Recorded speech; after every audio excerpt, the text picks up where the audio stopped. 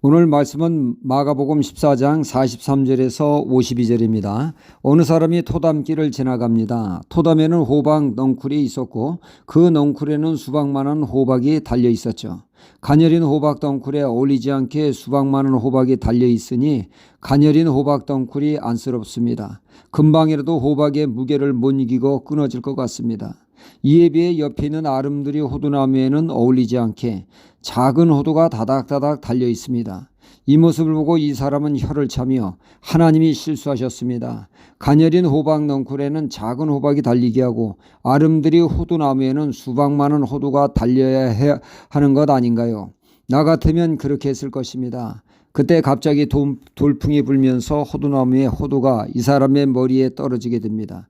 그때 그 사람의 입에서 나온 말은 하나님이 실수하신 것이 아니라 하나님이 옳았습니다. 만일 제 말대로 되었다면 수박 많은 호두가 맞았다면 생각만 해도 아찔합니다. 제 생각이 너무도 짧았습니다. 라고 말했다고 하죠. 이사야 55장 8절로 9절에 여호와의 말씀에 내 생각은 너희 생각과 다르며 내 길은 너희 길과 달라서 하늘이 땅보다 높음 같이 내 길은 너희 길보다 높으며 내 생각은 너희 생각보다 높으니라 말씀합니다. 그러니까 하나님의 생각과 사람의 생각은 하늘과 땅 차이만큼이나 차이를 보인다는 것이죠. 가령 사람은 하나를 헤아릴 때 하나님은 수천을 헤아리십니다. 사람이 감히 생각할 수 없는 것까지 헤아리신다는 말씀이죠. 전에 저희 교회 크리스마스 행사를 위해 예수님 탄생과 말구의 그림을 한 벽에 그리게 되었습니다. 그림 그리시는 분이 바닥에다 종이를 쫙 펼쳐 그리게 되었죠. 그림 그리시는 분이 그림 그리는 과정을 보면 실망할 것이니 가능 아니면 그림 그리는 과정을 보지 않았으면 좋겠다고 했습니다. 나중에 완성된 작품을 보라고 했습니다. 그렇게 말하니까 더더욱 그림 그리는 과정이 궁금해 저녁마다 나와서 보았습니다. 보면 볼수록 염려가 되었습니다. 마치 장난치는 것 같고 이래가지고 작품이 나오겠나 심히 염려가 되었습니다. 한심하게 보였습니다. 그러나 그림이 완성되었을 때 그 그림은 어찌나 훌륭한지 꽤 오랫동안 두고두고 사용하게 되었지요. 하나님의 역사가 그렇습니다.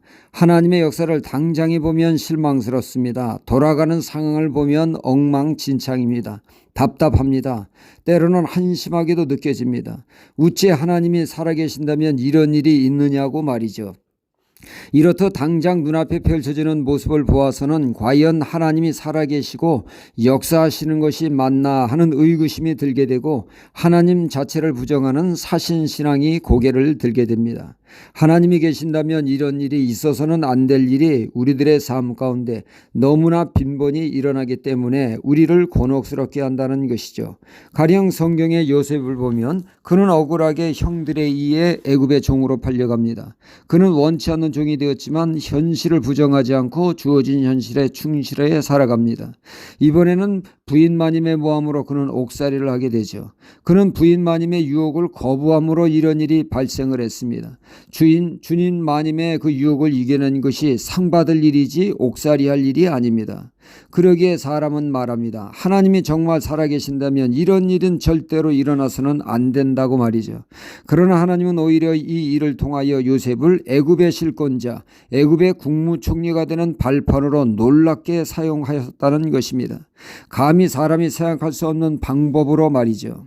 또한 하박국서에 보면 하박국 선지자도 그 당시 유대 사회가 돌아가는 모습을 보면 하나님께 따지듯 말합니다. 정의의 하나님, 공의의 하나님이 어찌 유대 사회가 악이 판을 쳐 악인이 득세하고 선한 사람이 고통당하는 사회로 방치하느냐고 하박국 선지자는 하나님께 항변을 합니다. 그는 하나님과의 대화를 통하니 자신의 생각이 그리고 시각이 너무나 협소했으며 하나님의 깊으신 뜻을 이해 못했음을 알고 하나님의 선하심을 100% 신뢰함으로 끝을 맺게 되죠. 오늘 말씀도 보면 세상에서 있을 수 없는 일이 버젓이 자행되고 있습니다. 그 누구보다 환영받고 지지해야 할 대제사장 서기관 장로들이 오히려 사람을 보며 검과 몽치로 주님을 체포하려 왔습니다. 이 일에 예수님의 제자 중에 하나인 가룟 유다는 배신으로 예수님을 그들에게 넘겨줍니다. 이에 분개한 제자 중에 베드로는 이런 일이 일어나서는 안 된다고 칼을 들어 무력으로 이를 저지하려 듭니다. 제자들이 하나같이 걸음만 나서라 도망을 갑니다. 이런 말도 안 되는 상황 속에서도 하나님은 위대한 역사를 이루셨습니다. 하나님의 원대한 꿈, 죄인을 구원하시고자 하는 역사의 첫걸음을 이 억울한 사건을 통하여 하나님은 인류의 죄의 문제를 해결하는 기회로 삼아 하나님의 말씀을 성취하셨다는 것입니다. 이사야 53장의 말씀을 이루어 가심으로 구원 역사를 가장 어처구니 없는 일을 통하여 하나님은 이루셨습니다. 우리가 이해되지 않는 일을 통해서 하나님은 합력하여 선을 이루시고 말씀을 이루어 가시는 살아계셔 역사하시는 하나님이십니다. 오늘도 우리들의 삶 속에서 말씀을 이루어 가시는 하나님을 찬양합니다. 할렐루야.